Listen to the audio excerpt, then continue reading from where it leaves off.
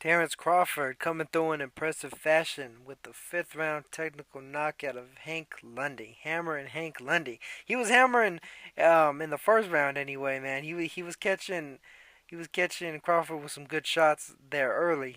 Making it look like he was going to be a bit of a more interesting fight. For the first 3 rounds, he was definitely very competitive. Um, Crawford tends to start slow, sure, but even still, I mean, he was looking like he was trying to land some good shots on Lundy pretty early. But Lundy was, he had the hand speed and the foot speed to really dart in and out and get off some crazy shots. But the thing is, it almost seemed like a few of those early shots came a little too easy for him, and then he started getting a little bit wild.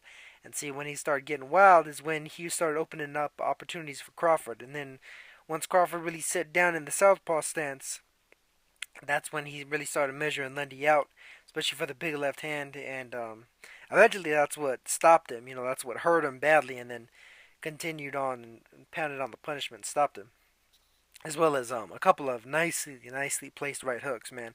See, that's the thing with Crawford is he has power on both hands, and I mean once he lets it loose, and once he sees that he has you hurt, he's ready to. He's like a predator, man. He's ready to go in for the kill, take you out right then and there, and that's pretty much what he did against Lundy. Did it pretty impressively. Because personally, I mean, I'd rate Lundy right around the same level as like a Ray Beltran, considering the fact that they had a close fight against each other.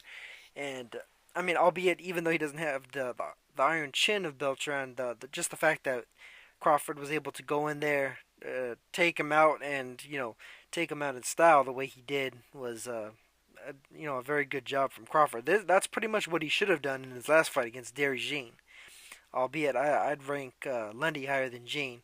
And so, the fact that he was able to do it in 5 rounds compared to 10 for Gene, that definitely shows at least he was a bit more on point. He was about his business in this fight more so than, trying to extend punishment or take his time or whatever the hell it was really that he was doing against Gene. So, I mean, this is a good win for Crawford. A lot of people are saying that, like, oh, they wonder really who he should be fighting next. Honestly, he should really fight Victor Postal next. Shut all the haters up, shut all the naysayers up, fight Postal, and get him out of the way, and then move on to bigger and better things. Of course he was open for the Pacquiao fight, but it seemed like Arum decided to go another way with that, or Pacquiao seemed decided to go another way with that. Regardless, he didn't wind up getting the fight. He's probably not gonna fight Bradley in the future if Bradley happens to beat Pacquiao and and take that win into further stardom and bigger money. So I mean, really, like Postal's a good option. I'm not sure who else they might be able to get in there.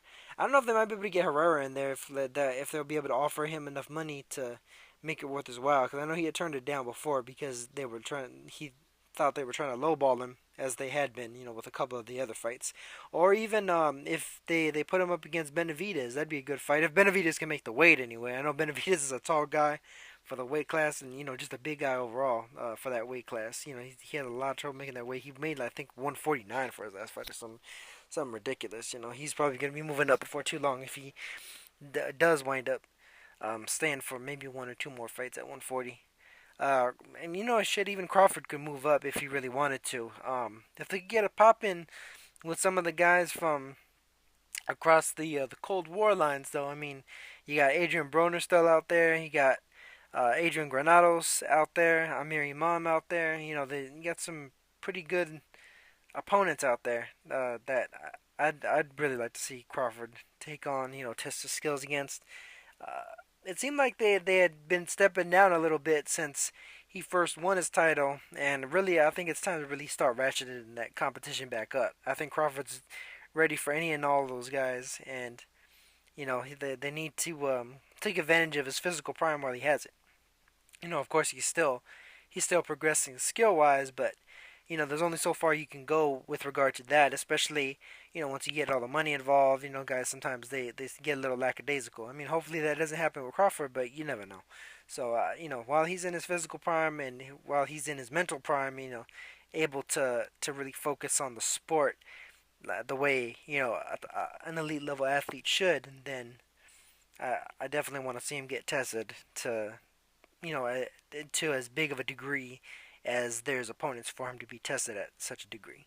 So, great win for Crawford. Going forward, hopefully he's got some better opponents on the horizon, and we'll see what's up next for him.